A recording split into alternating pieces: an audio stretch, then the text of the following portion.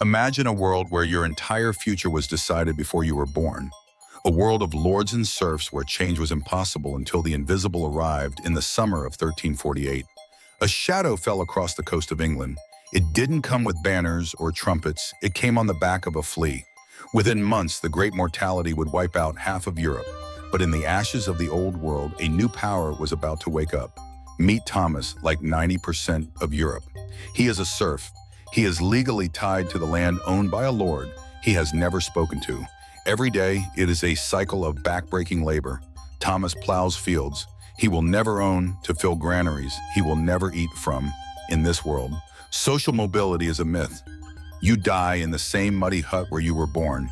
The hierarchy is as fixed as the stars, but then the coughing begins. First in the ports, then the markets, then the small thatched roof cottages of the countryside. The plague doesn't care about the social pyramid, and it takes the priest, the blacksmith, and the knight alike. Panic turns the village into a ghost town. The fields go silent, the harvest rots in the sun because there is no one left to pick it by winter. The unthinkable has happened. So many people have died that the survivors find themselves in a strange new reality. The lord of the manor looks out at his empty fields. He needs workers, or he will lose everything. But for the first time, the workers are gone. Thomas is one of the few who survived.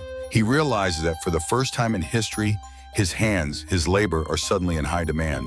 When the Lord demands Thomas work for free, Thomas does something his ancestors would never dare. He says no. He demands a wage, real silver.